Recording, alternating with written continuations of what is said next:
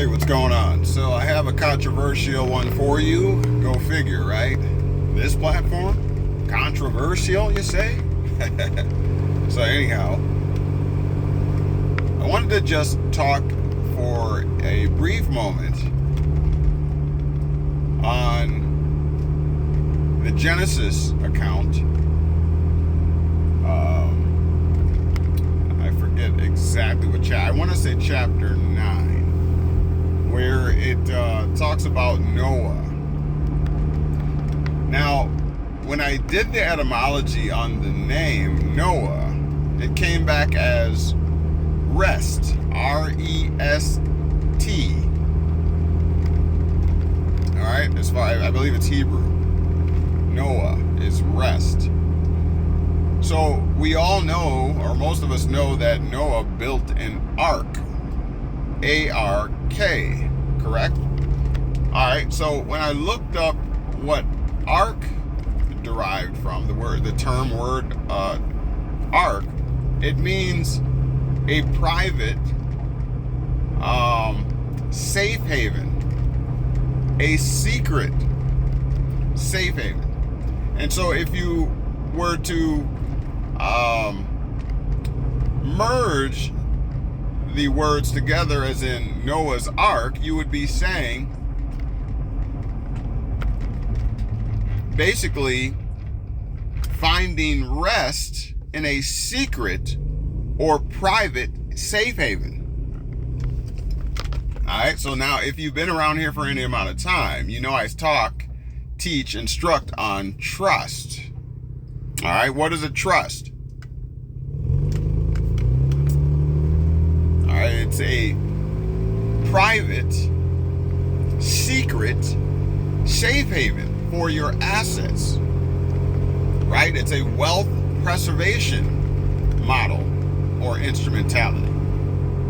All right, and so if you're picking up what I'm putting down, there's a correlation there. And you know, again, that I oftentimes teach that the scriptures are merely an esoteric book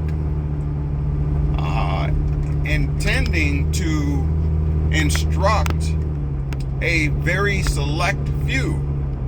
And I contend that those select few are the aristocracy, aka the educated, the learned, right?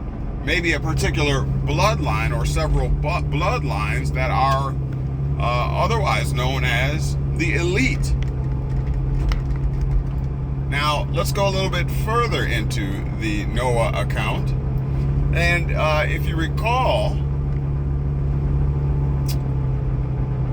I believe it's chapter 9 once again. The beginning, it starts off by telling why it was necessary for there to be a worldwide flood, as it were.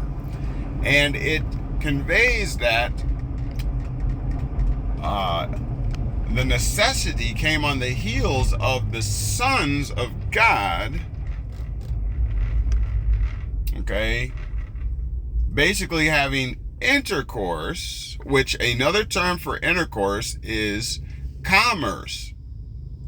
Are you picking up what I'm putting down? So let me reiterate. The sons of God were having intercourse with the daughters of man. Okay, so you have a dichotomy, a distinction made between these sons of God and the daughters of man. Okay? And so when they make a distinction like that, you got to pay attention, because they're doing it for a reason. All right? You got to pay attention. And so with that being said, I contend, based on good study and research, that God, as used in this context specifically, is really connoting the source. Some may say the creator. All right? but for these intents and purposes, I'm just going to say the source. Now, what is the source of all, really? I'm just going to insert here that, and my contention is that the source is knowledge. Remember, the scriptures also say that my people are destroyed for the lack of knowledge. Let me reiterate. Let me restate that. My people, so again, the scripture is conveying a message from the source, okay, who is talking to its, her people, a particular people, okay, not to the whole world, but very specifically to a particular people, okay? So I hope you're taking all this in. This is all going to be very important as we bring it together. All right, so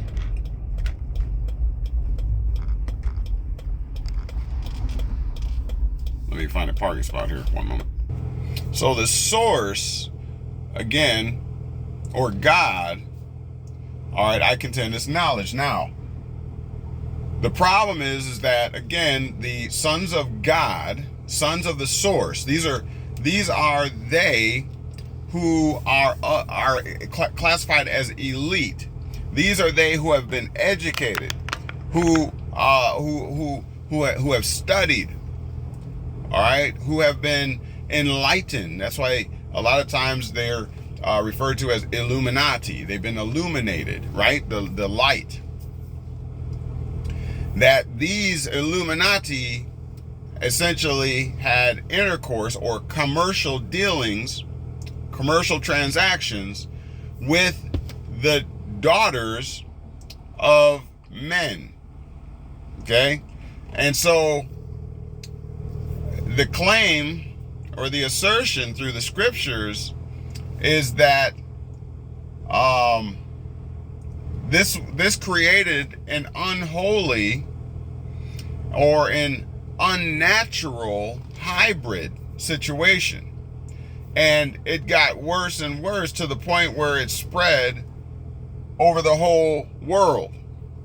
And so the source, knowledge, is saying through the scripture that there needs to be a great flood.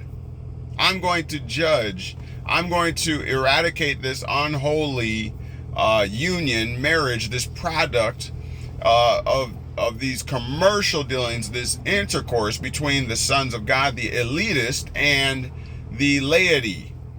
All right, that's what man, the daughters would produce or become, as it were, impregnated by these elitists and produce or spawn or create or produce an offspring that was a conflation, all right, or a intertwining between that which is of the aristocratic family, that which is of the nobility class, and that which is of the lower rung of society, unlearned, uneducated, didn't go to Harvard, didn't go to Yale, okay? And so what you have there is, again, their claim is an unholy product from this commercial intercourse, this intercourse, as it were, all right? This is all figurative and metaphoric.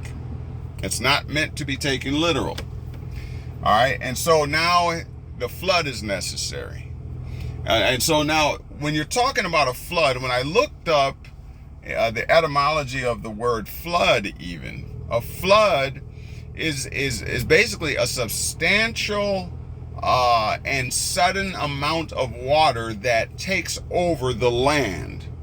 Okay, if you're picking up what I'm putting down.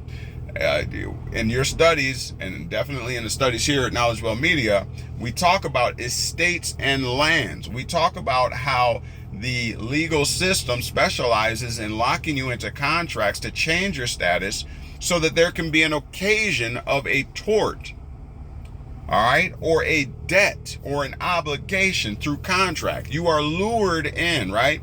And so that is very substantial, all right? And so this is what we're dealing with. So now this flood means, again, that the land is covered by water suddenly and substantially. Now, what is water symbolic of? Remember, it's all symbology. You're not to take this literal. You have to be able to read between the lines. This is esoteric. This is occultic, all right? You cannot take it at face value. All right, if you do, you will be deceived. And so I am unleashing and uncovering for you today. I hope you appreciate it. Make sure that you donate and show your support so that we can continue to supply you with this type of hard-hitting information that you do not get anywhere else, all right? So anyways, water represents, well, I'll put it to you like this. I'll appeal to your rational analysis and just pose it to you like this. That what do we say when someone is in so much debt that they're basically facing bankruptcy? Do not we say that their head is underwater? Do not we say that they are in over their head? All connoting drowning. You're drowning in debt. There's another terminology or phraseology that is used to suggest what it is I am getting across to you here. That flood is symbolic, and it represents that the substantial covering of your estates and your lands by debt, by obligation, so much so that all is lost. The whole world allegedly is destroyed, and the people and the items. But there's a but. Noah, again, meaning rest, built an ark of safety, a safe haven. It's private, it's secret. Remember, we keep public separate from private. Is that not correct? And so Noah, rest, right, came. Rest was made accessible through that preparation, through that building of the ark, which is in the private realm. Okay? And so we know that, as the legend goes, it rained for 40 days and 40 nights. But it did not harm, it did not hurt Noah or the rest. It did not hurt the rest, the peace, because all of his assets, as the legend goes, were in that ark, including his family, all right, including the animals, the livestock that would be necessary to repopulate, to replenish the earth. Okay, everything was held in the ark, aka in trust. And so now, in closing, when you hear me harp about the climate of the economy, when you hear me talk about being prepared, this is not, as it were, a fear tactic.